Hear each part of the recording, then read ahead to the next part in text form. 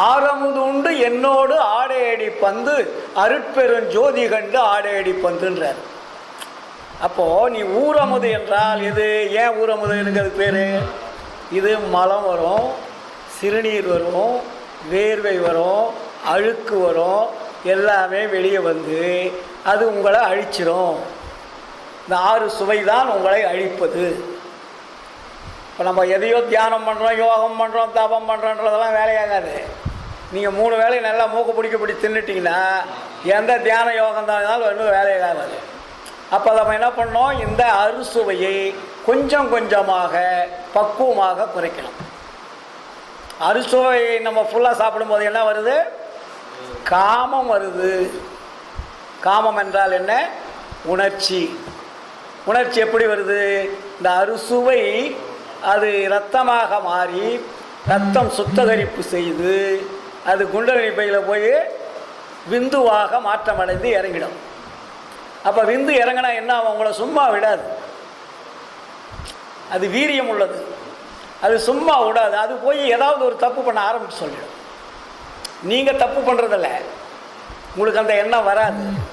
ஆனால் இந்த உணவினால் உங்களுக்கு அந்த விந்து என்ற வீரியம் வந்து அது வெளியே வருகின்ற பொழுது உங்கள் உடம்பு சீக்கிரமாக அழிந்து போயிடும்.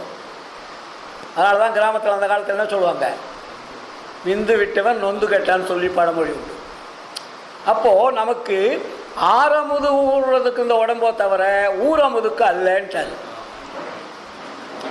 அது ஊரமுது, அதுவும் அமுதம்தான், அதுவும் வந்து அங்கே தான் இறங்குது. இது ஆரமுது, இது மேலே இருந்து கீழே வெளியே இறங்கணும். இது இறப்பையிலிருந்து வெளியே வந்து அது ஃபில்டர் பண்ணி அதை எங்கெங்கே சுத்திகரிப்பு செய்யணுமோ அத்தனையும் செய்து அது ரத்தமாக மாற்றி, ரத்தம் 4 வகைன்னு எழுதியிருக்கார் வள்ளலார்.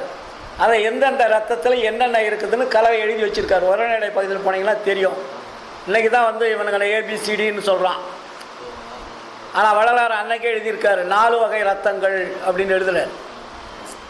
கலவை ரத்தம் என்னென்ன ஒரு 4 வகையில் வரும். அப்போ அந்த 4 வகை ரத்தங்கள் அந்த உணவனுடைய தன்மைக்கு மாறி அங்கே வருது. இது வந்து சுக்கில பையில் போய் இறங்கிடுது. இறங்கிட்ட உடனே அது என்ன ஆகும்? நம்மளுடைய வயதை கூட்டிக் கொண்டே இருக்கும். இது தினமும் சாப்பிட்றீங்க, தினமும் வெளி வந்துட்டுருக்கு, தினமும் சாப்பிட்றீங்க, தினமும் வெளி வந்துட்டுருக்கு இல்லையா? அதனால் வள்ளலார் அதுக்கு என்ன சொன்னார்? அதை கூட ஊற்றுக்கேணி நாயன்னு ஒரு வார்த்தையை போடுறார். ஒரு ஆண் பெண் என்பது தினம் தினம் உடலுறவு செய்யக்கூடாது. அப்படி செய்தால் உங்களுடைய உடம்பு சீக்கிரம்